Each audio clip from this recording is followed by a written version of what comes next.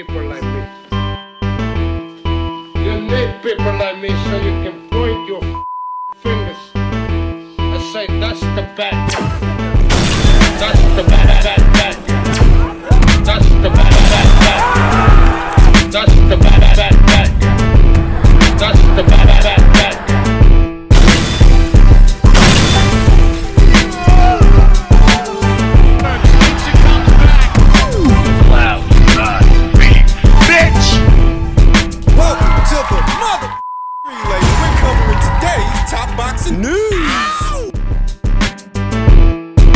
We'll start with this. The latest from Devin Haney, who said, "The fight with T.O. is not signed. I signed my part, but T.O. has been stalling. As of today, he has decided he doesn't want to fight me. He is officially the biggest duck.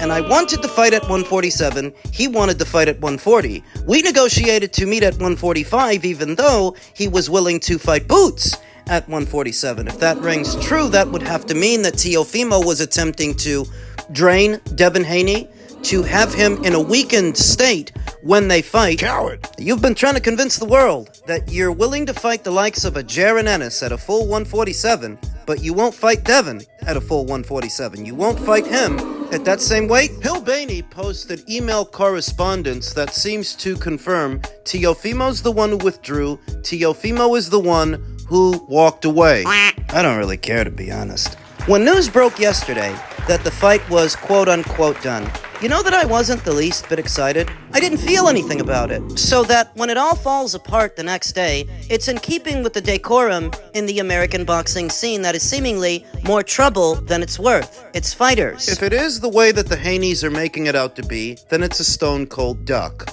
Weighing all the factors, there's no real reason for Teofimo to not fight Devin Haney at this point in the juncture, because that would be the biggest fight that he can have at this moment. Based on who else is out there and what else he has access to, this would be the biggest and most lucrative opportunity, so there's no real reason not to fight. There's no real reason not to do it, so that if he doesn't, but when he doesn't, big deal. We've been waiting on this fight for years. If it would have been a few years ago, I would have been more interested, more excited, more invested. But here and now, I'm fatigued. I'm just tired of these American fighters in the American boxing scene. What else is going on in boxing that does capture my interest is abroad. Fabio Wortley's fighting Justice Huni on Saturday. That's a good fight. Then on Sunday in Japan, Junto Nakatani will be taking on Ryosuke Nishida in a unification match. No fuss, no muss, straight to the point.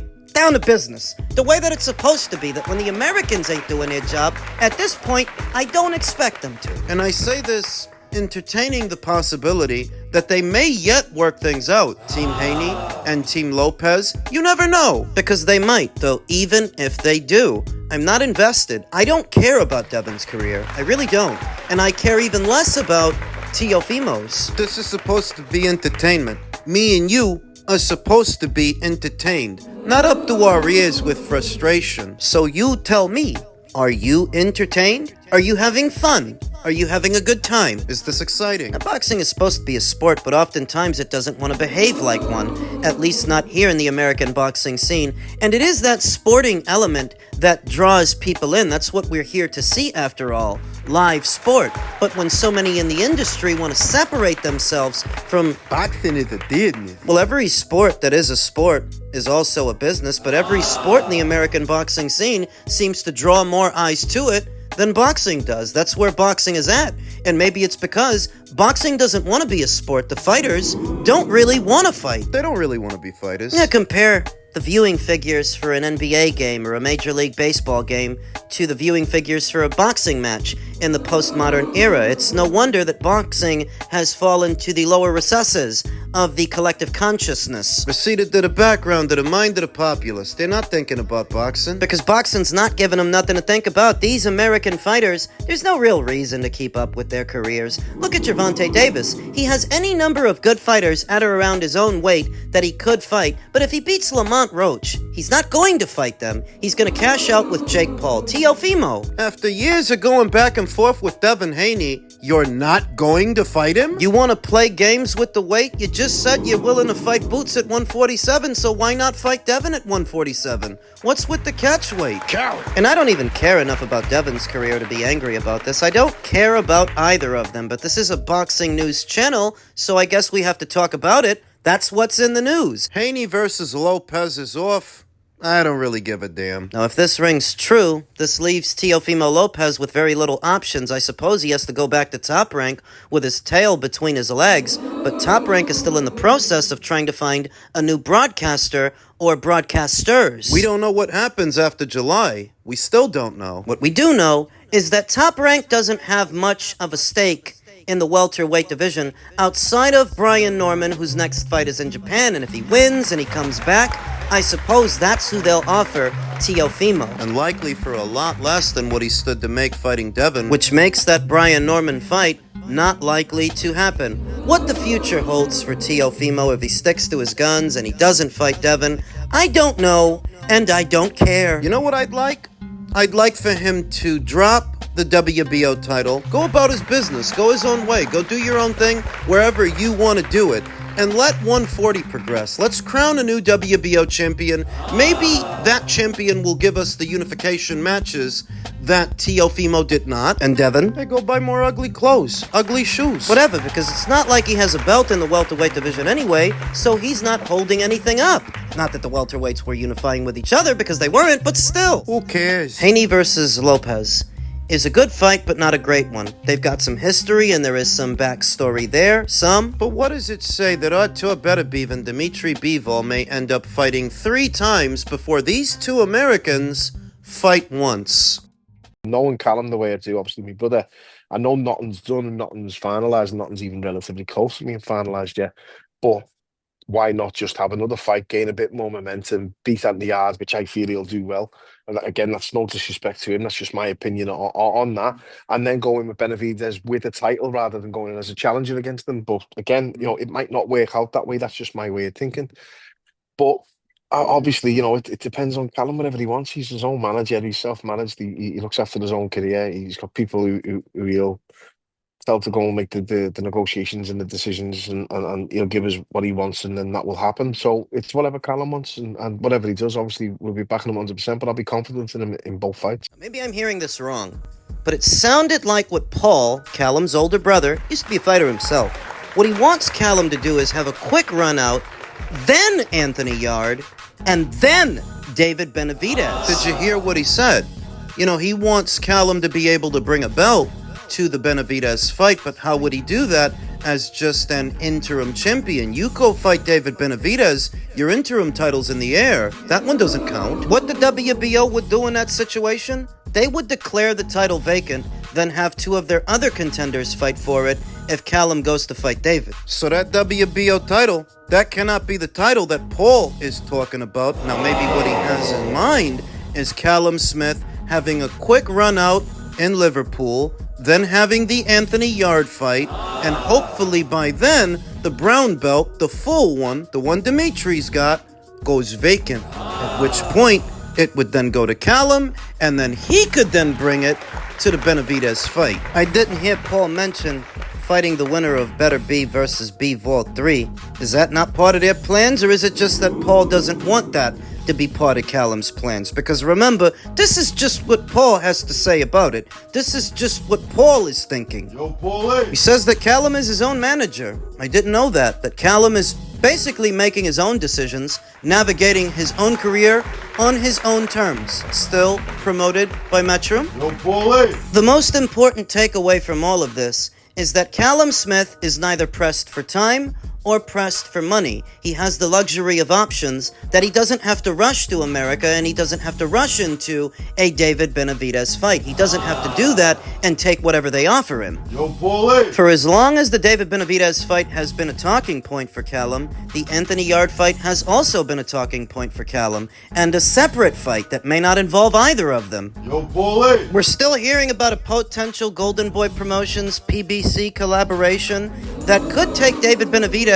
away from the light heavyweight division and away from that Callum Smith fight. This past Friday, Goldenboy Promotions put one of its top prospects, Darius Fulgrim, to the test against Bektemir Melenkuziev, a once-beaten super middleweight contender who has stopped nearly 75% of his opponents within the distance. However, Melenkuziev, testing the super middleweight prospect, may not be the biggest story to emerge from the Goldenboy Promotions event in Vegas. Instead, many fans were excited after hearing Oscar De La Hoya talk about the future of the promotional imprint during an interview at ringside. I'm excited, De La Hoya told Brandy Flores at the theater at Virgin Hotels. I'm really excited to announce that I am talking to Premier Boxing Champions. We're going to make the best fights happen for the world to watch. All of our roster at Goldenboy is going to go up against PBC in the near future. That's what we're putting together. I'm super excited because we have a lot of great matches.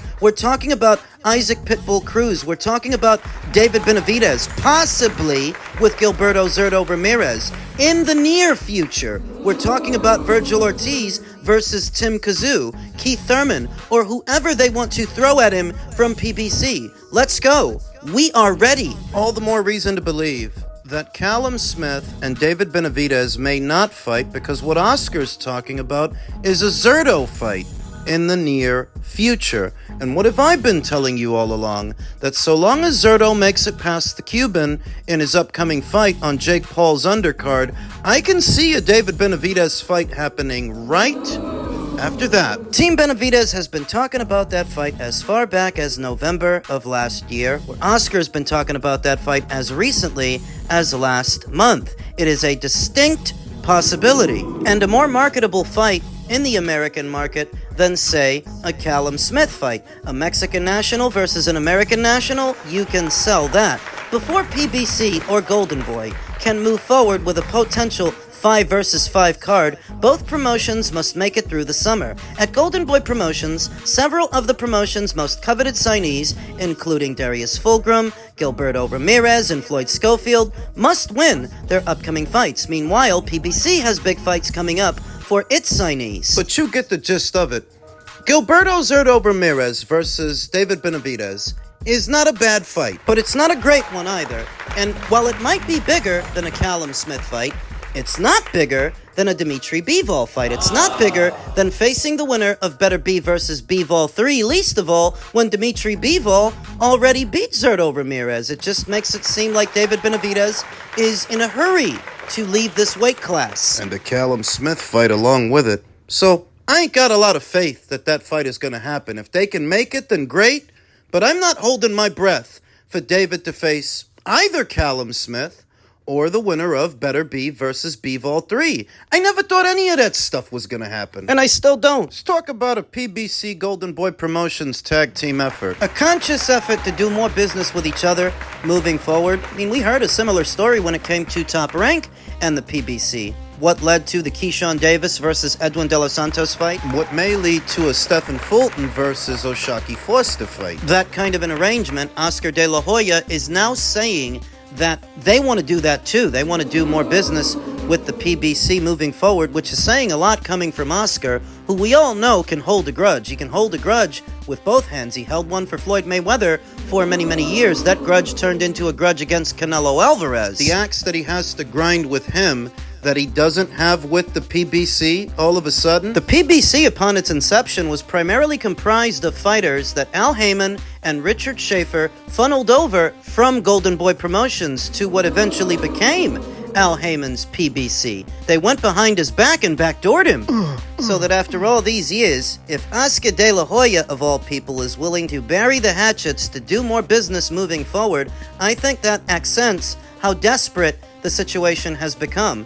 Desperate for Goldenboy and desperate for the PBC. Desperate within the American market. If these adversaries are in any way joining forces, I feel that's a joint effort to try to do business away from Turkey El Sheikh's Riyadh season and Ring Magazine cards. They would rather do business amongst themselves. Even if it doesn't pay what a Turkey El Sheikh show pays, they have more control, more say-so. They don't have to march to the beat of his drum. It's not a bad thing, though. Not if it leads to fights like Tim Kazoo, should he beat Sebastian Fundora, against Virgil Ortiz. I like the sound of that. I like the sound of Floyd Schofield versus Isaac Cruz if Isaac beats Angel Fierro in their upcoming rematch. I like the sound of that. That if this isn't just Oscar blowing hot air and putting the cart before the horse, this could lead to some very interesting fights, and the American boxing scene so desperately needs some. After the kerfuddle in Times Square and what is the collapse of the Haney versus Lopez fight,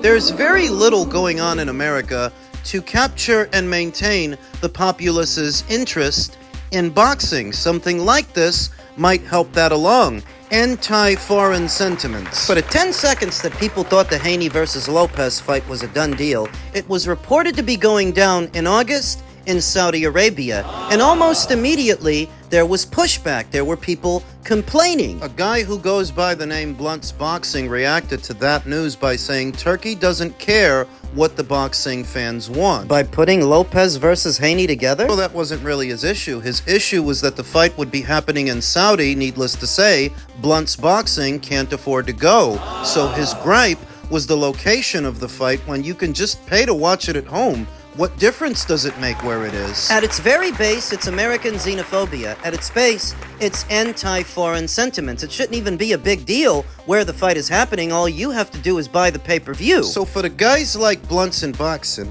they might like it a lot better if these kinds of fights are happening in America, irrespective of whether or not they're gonna go. Enter this partnership between Goldenboy and the PBC, who would do all their shows in America, so you don't have to worry about fights getting outsourced to Saudi or other exotic locations around the world. That wouldn't be a problem. Now, this news from Oscar De La Hoya may come as music to guys like Blunt's and Boxing's ears. So this doesn't have to be a bad thing. This could be a good thing in its own way if they're actually going to do business, if they're actually going to do this, and this isn't just Oscar blowing hot air. But as stated, the situation would have grown very desperate for the PBC, that they have now abandoned their island policy that they stuck to for many, many years, wanting to do anything and everything in-house and not work with anybody else. More and more, we're seeing their fighters outsourced to other shows. We're seeing more bipartisanship, and rest assured, that is out of necessity. They don't have anywhere near as many fight dates as they used to,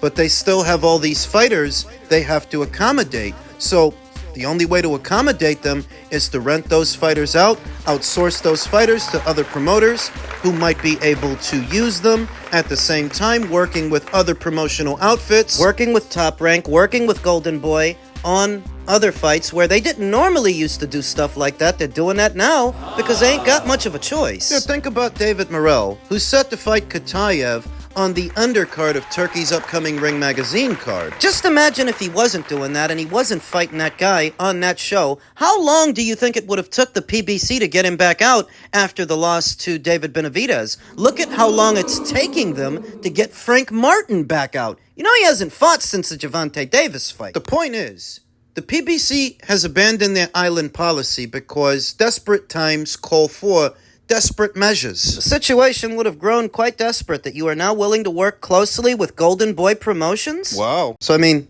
let's see what they can put together amongst themselves.